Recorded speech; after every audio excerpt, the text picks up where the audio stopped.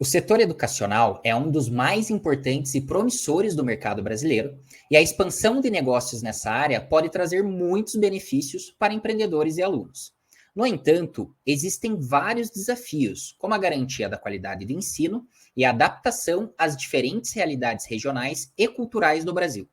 No episódio de hoje, vamos explorar as oportunidades e dificuldades do modelo de franquia na educação e discutir como as empresas podem superar os desafios para oferecer um ensino de qualidade para todos os alunos. Este é o Conexão Empreendedorismo.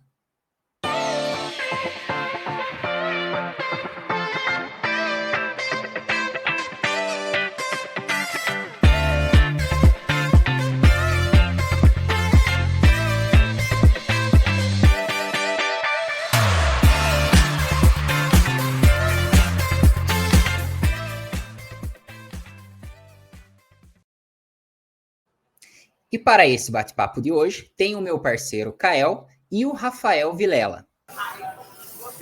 Tudo bem, pessoal? Boa noite. Sejam bem-vindos. O Rafael, ele possui MBA executivo em gestão de projetos e gestão e docência do ensino superior e técnico. Graduado em administração pela Universidade de Brasília, consultor de expansão na Grau Técnico e responsável pela consultoria de 21 unidades no Sul e Sudeste. Já implantou mais de 17 unidades de franquias pelo Brasil, tendo treinado mais de 200 pessoas. E para quem ainda não conhece o Kael, né, meu parceiro Kael, que está sempre aí comigo nos episódios, ele é advogado e sócio do escritório Vanzin e Penteado, especialista jurídico em negócios inovadores. Sejam bem-vindos, querem dar um oi aí? O Brunão começou bem aí essa intro, né? Agora me substituiu na entrada, então, Bruno, brigadão. Rafa, seja muito bem-vindo, cara. Vai ser um prazer bater esse papo com você hoje. Oi, do Bruno. Obrigado aí pelo convite. Fico muito feliz e satisfeito por participar desse projeto, que acho que vai ser um sucesso grandioso aí. E desejo muita sorte. Rafael, a gente sempre gosta de iniciar o nosso bate-papo pedindo para que o nosso convidado ele conte um pouco da sua trajetória, dos seus projetos, enfim. Então compartilha com a gente aí o que você fazia antes de trabalhar, né, com franquias e como que você foi parar nesse mercado. Obrigado aí, pessoal. Eu senti desde o início da faculdade que o administrador ele precisa conhecer um pouco de todas as áreas empresariais. Trabalhei em banco, previdência privada, trabalhei também com o setor de tecnologia e eu senti que o RH aos poucos ia me chamando, mas me formei, fiz uma grande seleção para uma das Big Fours na área de auditoria, trabalhei com Assurance e assim, ainda não estava satisfeito, eu sentia que ainda tinha alguma coisa que não estava legal ainda na minha carreira. E aí foi aí que eu voltei para a previdência privada e trabalhei na área de treinamento e desenvolvimento. E desde então fui para a indústria e da indústria vim para a área de educação, na área de franquias de expansão. Então, assim, a área de treinamento é muito importante para as organizações e eu me sinto parte dessa missão, porque sem a área de treinamento nós não conseguimos desenvolver e capacitar os nossos colaboradores. Que bacana, Rafa. Já dá para perceber que dentro da tua trajetória profissional, né, você teve contato com diversos modelos de negócio diferente, né? Agora você atuando aí desde 2019, né, na Grau Técnico, enfim, com franquias. Então eu gostaria que você contasse para nós, Rafa, o que você vê assim comparando, né, o modelo de negócio de franquia, as vantagens e desvantagens em comparação a outros modelos de negócio no setor da educação. Principalmente, a vantagem da franquia é que nós temos uma franqueadora que vai normatizar e organizar aquela franquia. Então, a franqueadora, por ter todo o know-how, expertise do negócio, ela vai chegar para o franqueado, para os sócios, o caminho é esse. Mas é um caminho de mão dupla. Você não pode somente colocar a culpa toda no franqueado, nos sócios ou na franqueadora. Tem que ter essa parceria nesse modelo de negócio para que seja um modelo de negócio rentável, lucrativo e que também vai fazer a diferença no dia a dia das pessoas. Eu costumo dizer, principalmente na área da educação, nós transformamos a vida dos colaboradores e também dos nossos alunos, né, e futuros alunos. Que bacana, Rafa. Já dá para entender que, né, o modelo de franquia ele é bem diferente de outros modelos de negócio, né? Imagino que com todos os stakeholders que estão envolvidos, então você tem desde uma comunicação que ela flui diferente, né? Do que flui numa empresa tradicional, num modelo de negócio tradicional, e obviamente que, né, que em se tratando de questões jurídicas, imagino que dentro do modelo de negócio da franquia também tem as suas especificidades. Então, eu queria aproveitar aqui o nosso especialista jurídico, né, o Kael aí. Kael, conta para nós aí o que você vê, né, de diferença entre o modelo de negócio de franquia e outros modelos de negócio em se tratando de questões jurídicas. Legal, Bruno. Antes de mais nada, quero dizer que o Rafael aqui está sendo muito modesto. Ele que faz a implementação de novas unidades, né, de franquia da empresa que ele trabalha, ele que faz a auditoria, a manutenção, né, dos padrões. Então, o cara aqui está sendo muito modesto. Mas vamos lá. Bom, eu tenho certeza que ele sabe muito melhor do que eu esse ponto, né, embora eu que seja o advogado aqui, como ele opera nisso, ele tem muito claro. Mas, enfim, pessoal, para quem está nos assistindo, né, o modelo de franquia, o franqueador, como o Rafael comentou, ele é o detentor de uma marca ou de uma tecnologia, e ele concede ao franqueado o direito de usar essa marca ou tecnologia em troca de uma remuneração.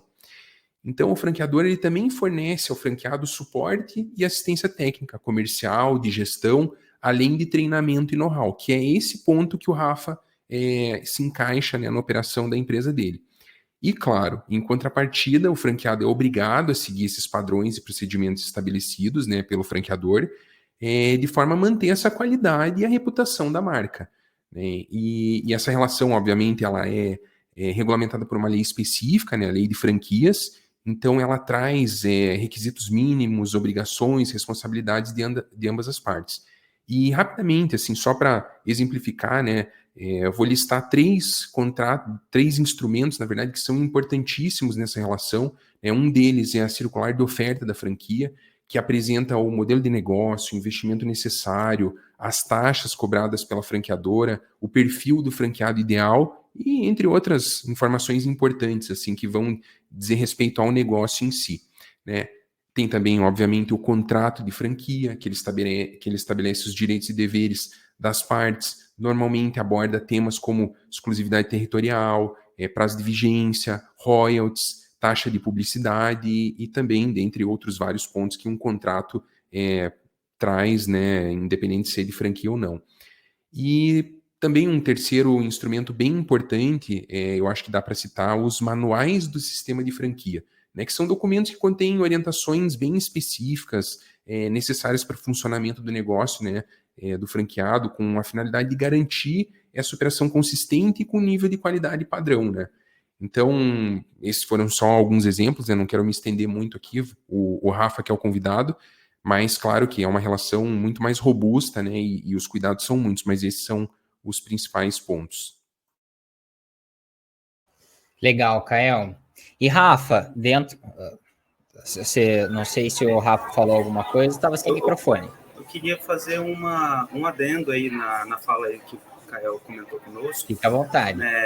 É muito importante essa assessoria jurídica para as franquias. A franqueadora detém uma diretoria jurídica, né, dependendo do modelo ou do tamanho da franqueadora, mas o franqueado necessita de um suporte jurídico. Por quê? Problemas vão surgir com equipe, com clientes. Então, essa assessoria jurídica é muito importante desde o início. Por quê? Estou no início da operação, não vai dar nada, tranquilo, não vai dar problema, e pode dar, e devemos estar prevenidos para que não aconteça nada no futuro, né? Então, essa assessoria jurídica é muito importante. A franqueadora está junto, normatizando com os manuais e tudo mais, só que também, novamente, como eu falei anteriormente, é muito importante essa parceria para que seja um negócio promissor. Então, existem os royalties, fundo de propaganda, que são cobrados, taxa de franquia, né? Então, tem esses instrumentos, né, que justamente para poder deixar a nossa franquia protegida e o franqueado também, porque a franqueadora vai cumprir com suas promessas e também o franqueado deverá também cumprir. Então, depende de muitas franquias, né? Pode ser um contrato de 5 anos, de 10 anos, porque pode chegar a franqueadora e falar assim, eu não quero mais que você tenha a minha marca, você não seguiu os padrões, e é por isso que a assessoria jurídica também vai orientar, olha, faz o que a franqueadora está fazendo, o que ele está te orientando, né? E eu acho que o Caio também, se ele quiser complementar, acho que vai ser bem bacana também. Não, eu acho que é isso aí, Rafa colocou muito bem, né? Tem um trabalho que é feito que você também faz parte desse processo, que é a auditoria, que é o acompanhamento, né, das operações, e se algo não está saindo como planejado, comunicações mais administrativas são feitas para, em último caso, só a gente chegar, eventualmente, numa notificação extrajudicial, né, ou fazer algo nesse sentido, né? Mas tem realmente a participação ativa, né, de uma equipe jurídica intermediando as duas pontas, né? E isso é bom porque torna a relação saudável e quanto mais, mais acertada tiver isso, mais perene é essa relação, né, esse negócio. Então, era esse o único ponto aqui que eu queria também colocar por fim. Fantástico. Dá para ver que é claro que o sucesso do franqueador, né? Ele depende do sucesso do franqueado, e o sucesso do franqueado, obviamente, que ele depende do sucesso do franqueador. Mas a gente sabe que quando a gente está falando do modelo de negócio da franquia, né? Existem todo um suporte que o franqueador ele precisa dar, né? Para o franqueado durante esse processo, para que ele consiga efetivamente ter um sucesso. Porque assim, a franquia ela precisa ser bem sucedida até para atrair, né, novas pessoas que queiram adquirir essa franquia e aí expandir, né? E Rafa, você é um consultor de expansão, você pode até me corrigir se eu falar alguma besteira aqui, né? Mas acredito que você tem um contato muito próximo, né, com o franqueado, você dá todo um suporte, enfim. Então, como que funciona esse trabalho, né? De você ir até a franquia, você ajudá-los, né, nesse processo para que ele tenha sucesso. E falando de educação, como que se mantém essa qualidade, né, que o franqueador, né, quer manter para todas as suas franquias, a qualidade no ensino, né? Principalmente a área de educação está mudando constantemente, né? Então, vem o ChatGPT, vem várias ferramentas novas, né? Então, assim, a cada vez que vai passando o tempo, vai tendo mais e mais inovações acontecendo no mercado. Então, assim, nessa área de educação tem que estar em constante atualização. O franqueador, né, precisa ficar muito atento a tudo isso que está acontecendo, né? Para isso que tem toda uma equipe de suporte. O suporte para o franqueado, franqueadora versus franqueado, né, quase que 24 horas, né? Não existe a franqueadora sem os franqueados. Então, assim, equipe, sócios, franqueados, quase que 24 horas por dia. Chamados. Então, assim, é um contato intenso. O Kael mesmo sabe, né? De vez em quando eu estou lá em Curitiba, né? A gente costuma conversar e aí eu falo, tem que atender um franqueado, tem que atender alguma pessoa da operação. Então, sem esse suporte constante, realmente a equipe sofre na ponta, porque precisa seguir as normas e orientações da franqueadora. Então, um suporte muito intenso, treinamentos online, treinamentos presenciais, visita de suporte, auditoria anual, que nós recomendamos. Na rede em qual eu trabalho, existe uma rotina de auditorias anuais, né? Fora as visitas de suporte. Então, assim, é um contato constante, porque se eu não souber como está lá na ponta, por exemplo, eu vou na unidade de Maringá, por exemplo, na unidade do Rio de Janeiro, e aí, será que eles estão seguindo os nossos padrões? Então, claro que tem todo o suporte online, mas se você não for, a forma presencial, ainda assim, tem sido, vamos dizer assim, algo que vai, ultimamente, né, vamos dizer assim, e aí, online ou presencial, né? Qual que vai ser o modelo atual? E no que eu tenho visto nas nossas redes, nas nossas unidades, o presencial faz toda a diferença. faz assim 100% de diferença. Quando estamos na ponta, é diferente o suporte, é diferente os treinamentos, o pessoal consegue assimilar melhor, mas claro, para a gente conseguir atender o Brasil todo, é necessário ter essa medida, né? Um pouco presencial, um pouco online. Eu acho que isso tem sido uma receita de sucesso, ou que será o sucesso no futuro das nossas organizações. Então, assim, tem que ter essa mescla para justamente conseguir atender os franqueados. Legal, Rafa. Eu vou trazer um pouco mais para minha realidade aqui, o meu dia a dia. Vamos lá, né? Hoje, se eu quero ir no McDonald's, né? Quero fazer um lanche. Se eu vou no McDonald's e por algum motivo ele não tá naquele padrão de qualidade que eu gosto, enfim, não necessariamente eu vou ficar vinculado a uma determinada unidade do McDonald's. Eu vou pensar na marca McDonald's, né? Então, olhando aí, né, para a tua experiência, enfim, para a empresa que você está atualmente, a empresa ela precisa, né, manter uma marca forte no mercado. Né? Ela tem uma identidade, ela tem um modelo de negócio definido, ela precisa manter isso. Mas, obviamente, que em algumas situações, e aí você pode me dizer se existem situações que isso é necessário ou não, mas imagino que em algumas situações as próprias unidades precisam, né, tomar decisões estratégicas ali do dia a dia com relação àquela unidade, enfim. Eu queria entender com você como manter esse equilíbrio, né, em manter uma marca forte da sua empresa no mercado, mas ao mesmo tempo dar essa autonomia quando necessária para a unidade tomar algumas decisões. Coisas eu tenho visto que tem feito total diferença no dia a dia, né? Processos, pessoas e cultura. Por isso que a forma presencial faz a diferença, porque eu, como consultor, eu vou levar lá para a ponta a cultura da empresa, os nossos valores, a nossa forma de transformar a vida dos nossos alunos. É necessário passar, a gente fala assim, transfusão de sangue, né? Para realmente eles terem a nossa vivência, o nosso dia a dia. Então, isso tem sido um diferencial que eu tenho visto, né? É muito importante que tenha esse trato, né, com o pessoal da ponta, né? Legal, Rafa, legal.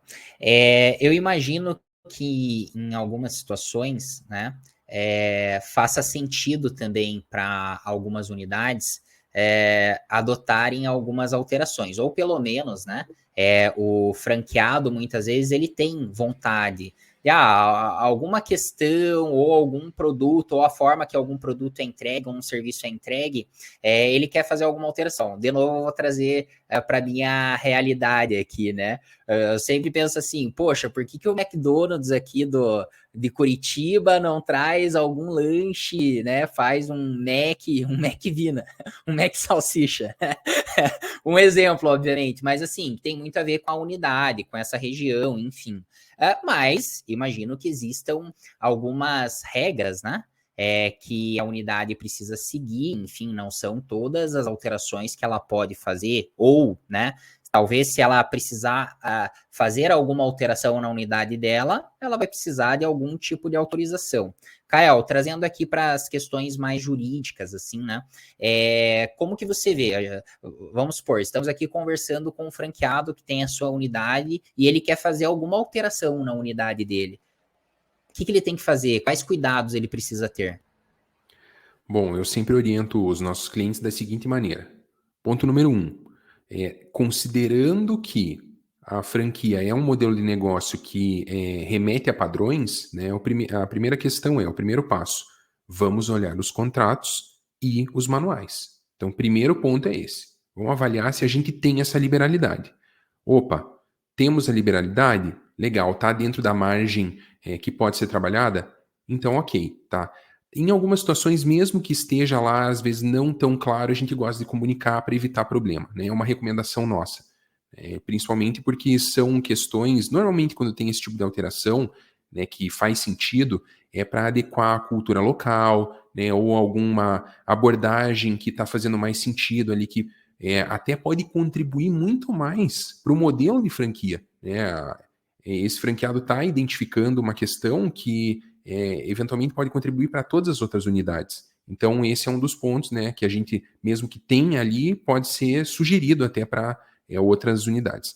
Então, esse é o primeiro caminho. O outro caminho é, poxa, não temos essa liberalidade. Então, nesse sentido, vamos conversar com o franqueador, né? Como o Rafa colocou, existem vários canais, né, de comunicação, mais formais, menos formais, para que sejam apresentadas as propostas e aí sim, às vezes o franqueador vai apresentar algumas orientações, vai apresentar aprovações ou reprovações, né? Essa é a característica do modelo, né? Então, não dá também para você empreender no modelo de franquia, todo dia iniciando a tua rotina querendo mudar algo, né? Porque leva em consideração o padrão que é para ser utilizado. Principalmente em relação à marca, identidade visual, né? Que é tão forte até a qualidade do produto ou do serviço. Então, seria mais ou menos esse o procedimento. São esses dois caminhos. A gente sempre começa avaliando os instrumentos, se há ou não essa possibilidade, para daí depois acionar. Acho bem legal o que você trouxe, né? Digamos assim, não dá para também o empresário, né, que adquiriu uma franquia, já querer sair alterando tudo, porque imagino que o modelo de franquia, ele parte do pressuposto que o modelo de negócio foi validado, né? Então ele tem evidências, ele tem sinalizações de que ele dá certo se você seguir aquele modelo que foi definido pelo franqueador, né? Mas bem legal, Caio, mas assim, é óbvio que, né, no papel é tudo muito bonito, mas na prática não é sempre assim que acontece. O Rafa, imagino que nesse mercado de franquias já deve ter visto muitas situações, né, atípicas ou talvez algumas tomadas de decisões do franqueado que ele quis tomar na sua unidade, que talvez, né, o franqueador achou que não fazia sentido para o modelo de negócio ou que poderia, obviamente, respingar na marca, né? Que a gente falou da marca forte do mercado, enfim. Caio, quais são os reflexos, né? Jurídicos, digamos assim, se um franqueado ele toma uma decisão, né? Que vai em desencontro a uma determinação do franqueador e que não foi alterado, não foi autorizado pelo franqueador? Bom, novamente a gente remete à nossa carta magna, né, que seria o contrato para avaliar as penalidades, né, porque se algo foi descumprido, né, ou atuado de maneira não autorizada, provavelmente vai haver um descumprimento contratual ou uma violação de algum manual, né, e daí nesse sentido sempre tem, ou espera-se que tenha, né, de uma maneira bem ostensiva algumas penalidades, né? Às vezes de diferentes graus, né? Então, um alerta, uma notificação, algo nesse sentido, para daí, em último caso, aplicar multas ou até penalidades maiores, como uma rescisão, algo nesse sentido. Então, a depender da violação, né, temos penalidades distintas. Porém, algo que a gente costuma ver também e que a gente recomenda, inclusive, às vezes a gente está do lado do franqueador, às vezes a gente está do lado do franqueado, nós sempre recomendamos uma conciliação. Então, que as partes conversem, às vezes reparar aquela questão, né? Então, tem N maneiras de resolver, diferente de que não a judicialização propriamente dita, né, ou uma penalidade máxima ali. Então, a depender da situação, tem que ser avaliada. Eu imagino que o Rafa também possa contribuir com isso, porque eu sei que a gente conversa bastante sobre isso, né? Várias situações acontecem, né, de diferentes graus, e aí algumas são revistas, eventualmente encaminham um responsável, como também é o papel do Rafael, ir até o local, a unidade, treinar novamente, né, a equipe, repadronizar, né, trazer aquele padrão novamente à tona para a unidade, para que seja, para que atuem em conformidade, né? Então esse é o ponto. O reflexo jurídico é aquele que está previsto no contrato e que vai ser aplicado, ou outras medidas mais atenuantes assim podem ser colocadas para minimizar o problema. Legal, Kael. Rafa, a empresa de vocês, salvo engano, atua no Brasil inteiro, né? A gente sabe aí que o Brasil ele chega a ter proporções continentais, né? várias culturas, né? É diferente, às vezes o modo de lidar com situações é diferente a forma que a gente vai lidar aqui no sul, como vai ser no sudeste, centro-oeste, norte, nordeste, né? E obviamente que quanto mais regiões você atua, né? Mais influência você vai ter da cultura daquele local. Como que vocês tratam, né, essa questão da adaptação da regionalidade, da cultura do local, né, para as unidades que estão espalhadas aí do sul a norte e nordeste? Primeiramente, eu queria até comentar, falando em fortalecimento da marca e tudo mais, que você comentou na pergunta anterior, é muito importante essa adaptação às diferentes, vamos dizer assim, regionalidades em si mesmo, né? Então, de cada região. Então, por exemplo, falando sobre a marca, a experiência, né? Por exemplo, a prestação de serviço, ela precisa estar em consoante, né? Junto com a nossa marca, desde o comercial. Qualquer empresa, pode ser de educação, pode ser de qualquer segmento, precisa ter um comercial arrojado, né? Então, se nós não tivermos um comercial forte, não vamos ter perenidade, né? Então, o que acontece? Se a experiência na ponta foi ruim, que nem você falou lá do McDonald's, e chegou na área administrativa, no financeiro, numa cobrança, e foi uma experiência pior do que foi a do comercial, teremos evasão. Evasão é um nome muito chamado aqui na nossa área de educação, que evasão a gente não quer perder aluno de jeito nenhum, né? Perder um aluno, além dele estar perdendo uma oportunidade de vida, de crescimento pessoal, a gente está perdendo um ativo. E eu costumo dizer, né, que o nosso aluno é o nosso principal ativo dentro da nossa empresa. Então, se a experiência foi ruim do início até o fim, a empresa não vai ter sucesso. Então, por exemplo, a Disney.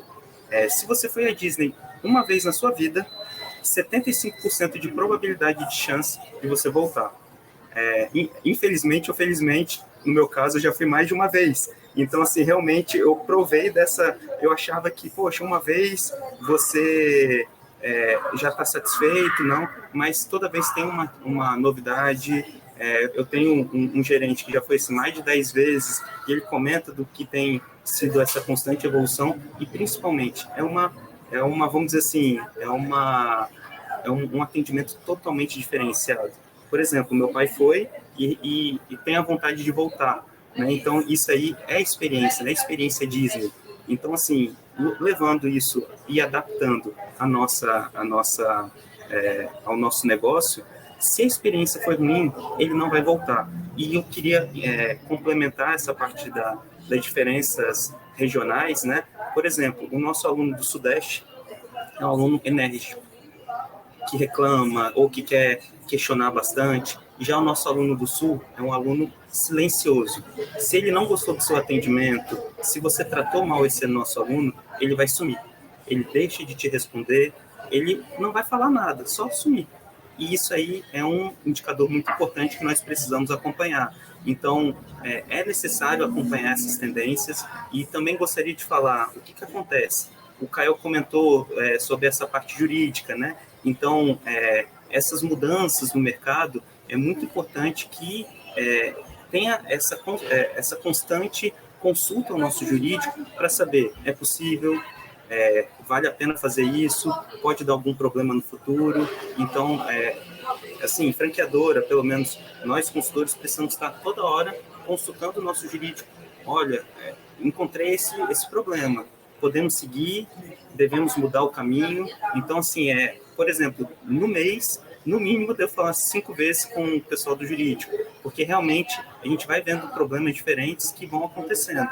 Então, tem que ter essa constante, vamos dizer assim, consulta ao nosso jurídico. E também gostaria de comentar, por exemplo, na área de educação, o governo de Minas Gerais, não quero fazer merchan nem nada, né, para o governo, mas eles criaram um programa chamado Trilhas do Futuro, onde o governo paga curso técnico para os alunos de classe menos favorecida, vamos dizer assim, e ele paga 100%. Então, ou seja, isso é um oceano azul para a área de educação, né? Principalmente focando nos cursos técnicos. Só que, assim, é só em Minas. Então, por exemplo, um franqueado de Minas com um franqueado do Sul é totalmente diferente. Então, ele tem esse plus no negócio dele. Então, e aí, pode, não pode, jurídico? E aí, como é que nós vamos fazer? Como que vai ser esse projeto? Tem um edital?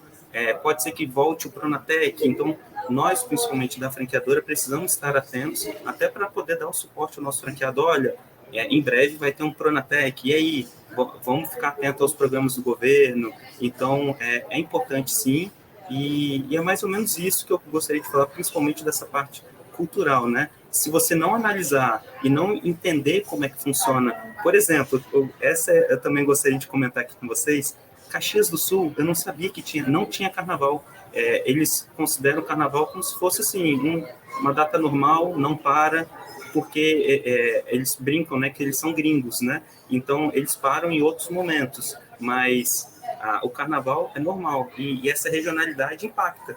Porque eu perguntei para os alunos, quarta-feira de cinzas, pessoal, e aí, vocês vão querer estudar, tal? Todo mundo quer estudar, quer. Então, assim, realmente é importante conhecer as regiões do país para você fazer um trabalho assertivo. Para isso, tem que estudar as regiões. Fantástico, Rafa. Mais um desafio, né? Entre diversos outros que se tem quando você quer empreender, né? No mercado de franquia, seja você franqueador ou seja você o franqueado, né? Galera, agora queria trazer aqui para vocês que a gente está inaugurando um novo quadro, né? Um quadro diferente aqui com a presença do nosso amigo Rafael. Vamos inaugurar aqui com ele, né? Que é o Momento Black Mirror. Para quem não sabe, né? Black Mirror é uma série que conta, né? Vou falar superficialmente aqui, mas conta, é uma série de ficção científica que conta o impacto, né?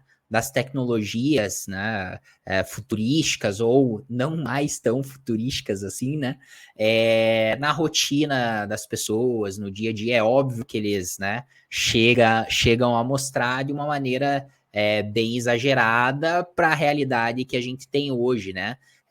Eu digo os impactos que se tem na vida das pessoas.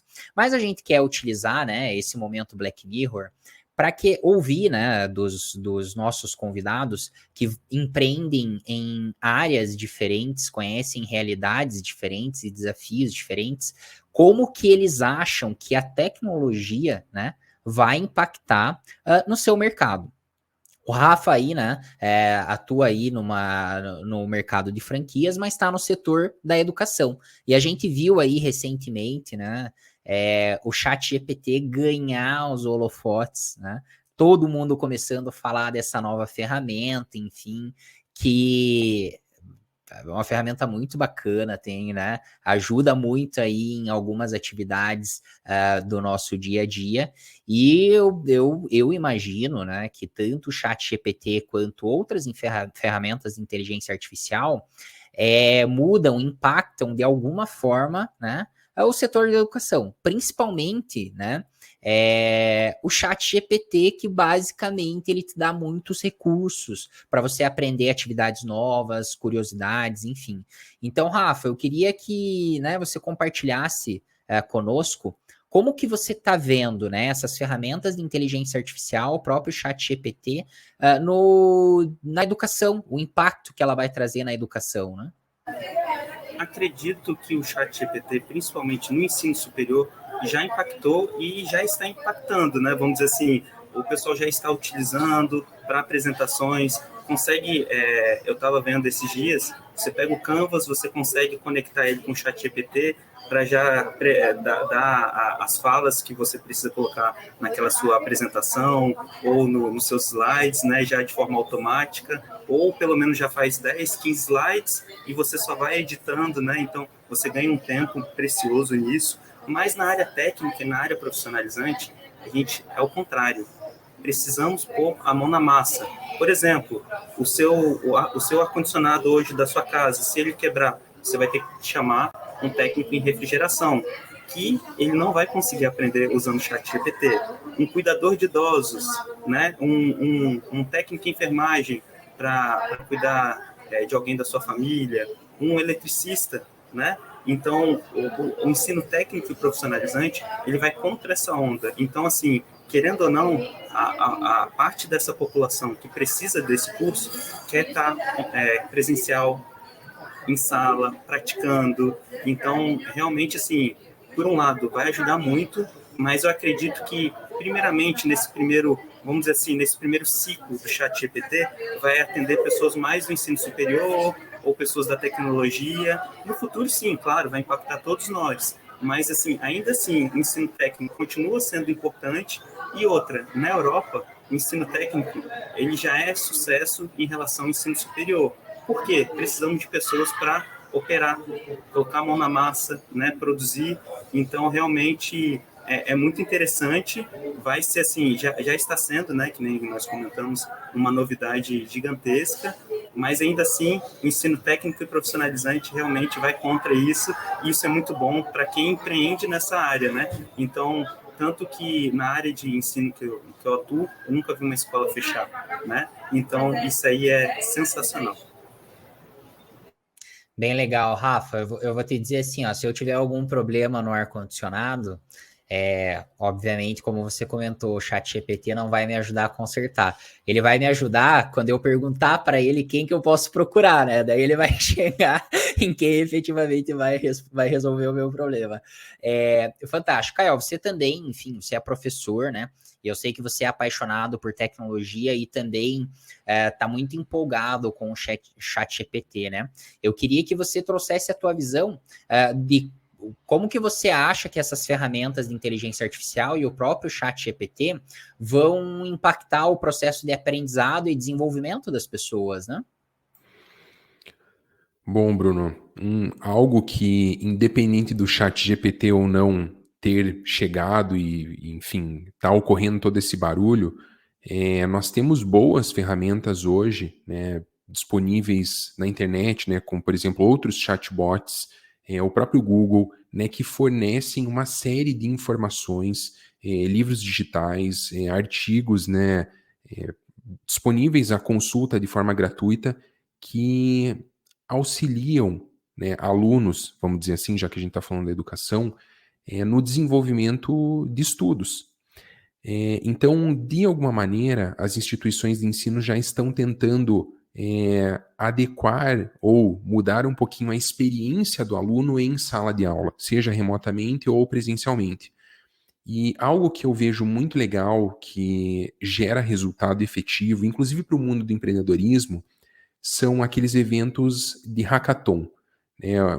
Também para aqueles que estão nos assistindo e não conhecem, né? São eventos nos quais reúnem-se pessoas que se candidataram ou que se voluntariaram a, em um curto período de tempo, às vezes um final de semana, às vezes em um dia ou 2 dias, desenvolverem em equipe projetos que gerem de fato resultado. Então, o que significa isso nesse contexto do ChatGPT? O ChatGPT não vai poder desenvolver um projeto ou trazer uma ideia nova e criar tudo do zero.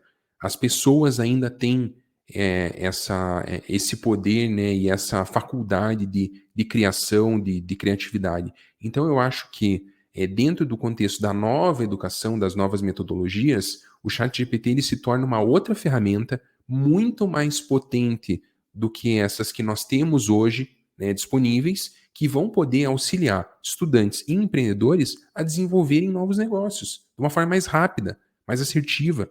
Né? Ao invés de pesquisar no Google e consultar vários resultados, a resposta vem, né, não perfeita, né, às vezes, mas muito ou quase pronta, né, para que a pessoa possa utilizar aquilo como insumo para desenvolver o seu projeto ou desenvolver o seu trabalho em sala. Né? Então, eu acredito que ela venha como uma ferramenta para potencializar essa nova metodologia de ensino de universidades, de escolas, enfim, acho que ela está dentro desse contexto, uma ferramenta que vai potencializar ainda mais essas novas dinâmicas que hoje a gente entende como mais adequadas, né? E não mas sentar numa sala de aula e simplesmente assistir o professor de forma unilateral, né? Enfim, é mais ou menos isso que eu tenho pensado a respeito. Fantástico. Eu achei muito bacana o que você trouxe, Kael, que o protagonismo sempre será das pessoas, né? E a gente tem que lembrar que a tecnologia, ela é meio, ela não é fim, né? Então, sempre vai precisar das pessoas em alguma parte do processo.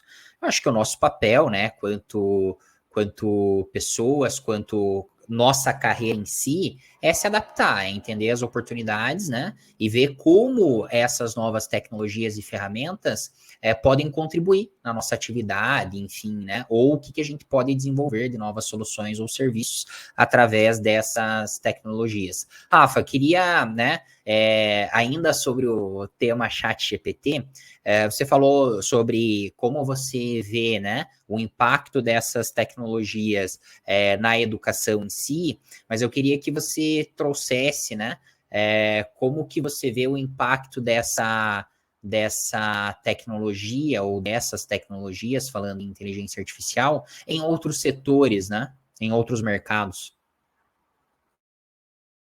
Falou, eu continuando a minha fala, né, como amante de RH, gestão de pessoas, né, o ser humano, eu ainda acho, né, que o ser humano sempre vai ser a parte principal de qualquer organização. Vai depender de tomada de decisões nossas, né? Então, eu continuo nessa filosofia.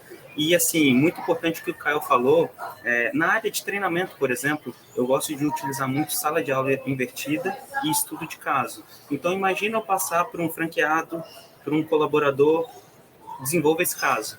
Use o ChatGPT, use o Google, use o que você quiser, mas eu quero que você me apresente uma solução para aquele caso. Então, eu costumo trazer problemas, por exemplo, aluno ou cliente fez isso, isso e aquilo, como é que a gente poderia lidar numa situação dessa, né? Como proceder? Então, imagine ele utilizar o ChatGPT. Eu, por exemplo, já quis resumir alguns manuais da empresa que eu trabalho, coloquei no ChatGPT, ficou sensacional. Passei já para alguns colaboradores, né? Para poder olhar, para poder estudar mais fácil, né? Eu gosto de passar esqueminhas, né? Olha, gente, vamos fazer isso aqui, vamos fazer dessa forma. Eu, nos meus treinamentos, eu abro um Word, começo a desenhar com eles, desenhar, assim, os processos, vamos fazer dessa forma, abro o PowerPoint, enfim, de uma forma que fique muito... Quanto mais... Porque, assim, o óbvio não pode ser o óbvio para você. Então, a gente tem que partir do pressuposto que você não sabe nada sobre aquele assunto. E eu vou tentar entrar na sua mente para que você siga o processo e que você dê o resultado que eu espero. Então, a sala de aula invertida e o estudo de caso é sensacional para utilizar uma ferramenta dessa. E também, que nem você comentou, a área comercial, imagina eu criar um script de venda. Coloca lá no ChatGPT, principais objeções de venda, argumentações. Então, eu queria falar um pouquinho mais sobre escassez, que é uma técnica comercial que utilizamos fortemente, né? Então, assim, imagina esses impactos, né? E tem muitas pessoas que já estão utilizando isso, cruzando chatbots com o ChatGPT, né, para fazer mensagens automáticas no WhatsApp. Então, assim, realmente tenho visto isso com bons olhos. Se souber usar realmente a ferramenta, vai ser muito importante aí e um diferencial até para você aspirando a alguma posição importante na sua empresa, porque isso aí vai ser um diferencial. Bem legal, Rafa. Enquanto você falava, me veio um insight aqui na cabeça, né? Quem não, né? Quem não na sua atividade não tem aquelas tarefas ou aquelas atividades que gostaria de fazer e sabe que é uma atividade, uma tarefa que vai trazer resultado, mas não tem tempo, né? Porque tá apagando incêndio, que a gente chama, né? Tá tratando de questões mais urgentes. Então, na minha humilde visão, essas ferramentas elas vão nos ajudar, né, a parar de tratar só o que é urgente e poder tratar também do que é importante e o que é importante é o que às vezes não vai trazer aquele resultado a curto prazo, mas que vai começar a te dar um resultado mais a médio e longo prazo e às vezes tornar a tua atividade ou o teu negócio mais sustentável. Legal, você viu como é bacana essa troca, né? A gente sempre acaba refletindo sobre questões que no dia a dia a gente não consegue refletir. Mas bacana, galera, já estamos aí, né? No final do nosso episódio de hoje, tomamos aí já bastante tempo do nosso convidado, e no final do nosso bate-papo, a gente sempre, né, pede para que os nossos convidados deixem, né, uma dica para quem está nos ouvindo. O nosso público aí é composto por empreendedores, por empresários em diferentes fases, né, do seu negócio. Então, Rafa, traz aí, deixa aí para os nossos ouvintes uma dica que você acha que é importante, independente se é no mercado de franquias ou não, enfim. Eu costumo dizer para todos os colaboradores, enfim, em treinamentos, né? Nós precisamos sair da nossa caverna. Entramos na nossa rotina do dia a dia, né? Eu sempre cito Platão, né, nos treinamentos e falo assim, gente, a gente precisa sair da rotina do dia a dia e às vezes a gente entra no nosso mundo e não vê a parte de fora, né? Você não vê o exterior, né? Desse mundo, que todo esse oceano azul que tem essas oportunidades. Então, costumo dizer assim, para você ser você mesmo, os processos existem, vamos dizer assim, de uma forma que precisa seguir. Mas se o Kael tem um jeito especial de fazer aquele item, faz daquela forma, faz da melhor forma, né? Então, assim, a sua parte você tem que fazer. É isso que eu sempre falo. Eu vou fazer a minha. Só que eu preciso também que você faça a sua parte. Porque um time, lá na Peugeot, quando eu trabalhei, teve uma campanha do marketing que o pessoal sempre falava, construa pontes, não crie barreiras. Né? Então, eu preciso dessa ponte e preciso que você também faça a sua parte. Então, eu desejo isso a todos, que realmente explore o potencial e o empreendedorismo, né? Porque o empreendedorismo é o quê? Você fazer a sua rotina de uma forma diferente. Então, você pode empreender, né? E tem uma palestra que eu sempre gosto de também citar nos meus treinamentos sobre o Geraldo Rufino, que ele sempre fala que o melhor CNPJ é o que você está trabalhando hoje, porque você pode empreender dentro da organização, aprender e você não tem passivo nenhum, você só tem ativo, né? Então, fica essa minha dica aí para o pessoal. Fantástico. Só por esse fechamento do Rafa, né, pela dica que ele deu, você já vê que ele é um cara apaixonado por pessoas, por gestão de pessoas, e você percebe que ele teve aí em vários momentos, né, você comentou um pouco da sua trajetória profissional, teve aí esse contato com RH, com recursos humanos, né, a gente sabe o quanto pessoas são importantes para o negócio. Bom, Kael, também queria que você deixasse aí uma dica para quem está nos ouvindo. O Kael, ele deve ter assim uma lista de dicas, porque todo episódio a gente está pedindo para ele dar uma dica nova aí, né? O que você pode dizer para a galera, Kael? Bom, primeiro, assistam os episódios do Conexão Empreendedorismo, né? Que vocês sempre vão ter conteúdos bons e, assim, muito específicos como esse que o Rafael trouxe aqui para nós, né? E muita experiência, né? Eu acho que isso é muito legal aqui do nosso canal. A gente traz pessoas reais que empreendem em projetos reais e podem contar um pouquinho da sua vivência. Mas, assim, brincadeiras à parte, óbvio que eu tinha que fazer um merchan aqui pro canal, né? Mas, assim, a dica para quem quer empreender com o modelo de franquia, uma dica que eu vou dar, às vezes chega empreendedor lá no escritório e pergunta assim, eu quero desenvolver o meu negócio, expandir o meu negócio no modelo de franquia. Só que não questiona o motivo, não questiona esse modelo e outros modelos. Nós temos N ferramentas jurídicas, né, ou modelos de negócio que permitem uma expansão da sua empresa, do seu projeto. Então, cabe a nós em conjunto, né, o advogado, a figura do advogado, com o empreendedor, avaliar todas elas, para poder apontar quais são as vantagens e desvantagens de cada negócio, né, para ver o que mais faz sentido para você. De fato, às vezes pode ser que a franquia seja a melhor escolha, mas pode ser que às vezes um sistema de parceria, uma fusão ou outra alternativa, né, possa proporcionar também essa expansão. Então, acho que fica esse registro meu aqui para que haja um pensamento crítico de qual modelo a ser escolhido, né, adotado, a depender do que vai fazer mais sentido para o projeto. Então, esse é o ponto número 1.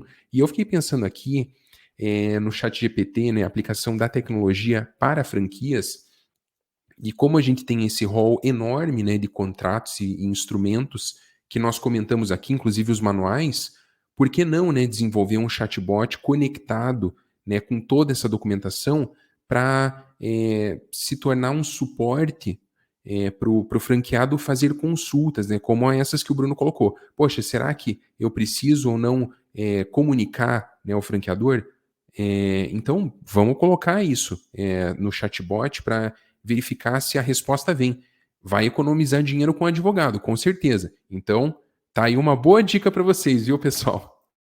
Fantástico, hein, Kael? Ó, quem for aplicar essa dica aí, né? Acho que o Kael ele tem direito a uma parte do negócio para esse, né? Já tá criando um novo produto, um novo serviço aqui, né? Rafa, achei muito bacana a sua dica. Você falou bastante sobre o intraempreendedorismo, né? Para quem quer empreender já dentro de uma própria empresa. Mas e você tem alguma dica que você pode dar para quem quer empreender, para os empreendedores? Importante, muitos que conversam comigo sobre franquias, e aí, como que é? O pessoal acha que empresário, ou porque está comprando uma franquia, que ele vai se aposentar, que está tudo pronto, que não precisa inventar a roda, que está tudo certo, que tem toda a equipe por trás, vou ficar tranquilo e o negócio vai rodar por si só. E está totalmente errado. O negócio só vai ser, eu costumo dizer, nada resiste ao trabalho. Então, o franqueado precisa estar lá todos os dias, acompanhando a equipe. Então, a minha dica para o empreendedor, se você gosta, né, como eu comentei antes, tem que procurar algo que você tenha paixão em executar. Então, eu, por exemplo, trabalho na educação, vejo na ponta o meu trabalho. Então, você vê os alunos tendo as suas vidas transformadas, os colaboradores que às vezes estavam 3 anos desempregados, 2 anos desempregados, e voltando para o mercado de trabalho felizes, construindo família. Então, isso aí realmente é muito satisfatório para todos nós que trabalhamos com isso. Mas trabalho, e é isso. Fantástico, Rafael. Bom, chegamos ao final do nosso episódio de hoje, né? Queria agradecer aí por toda a contribuição e troca de experiência, né? Do Rafael e do Kael. Quem, né, quiser acompanhar mais sobre os projetos do Rafael, sobre a atuação dele, nós vamos deixar os canais aqui, né, o perfil da rede social na descrição do episódio. Se o Rafa autorizar, né, já fez o joia ali, já se comprometeu, já autorizou. Eu recomendo que vocês sigam o Rafa no LinkedIn, né? Ele é muito ativo, tá sempre postando, falando um pouco sobre o trabalho dele, né? Então, fantástico, faz todo sentido. Também queria pedir para vocês, né, para vocês seguirem, se inscreverem no nosso canal, seguir os nossos perfis, né, da rede social, YouTube, Instagram, Spotify, né, para continuar recebendo o nosso conteúdo, acompanhando. Cada episódio é um empreendedor diferente, uma pessoa diferente, de um mercado diferente, que traz muitos insights, né, que vão contribuir com certeza aí nessa tua jornada. Bom, então é isso. Até a próxima, né? E nos vemos no próximo episódio. Até lá.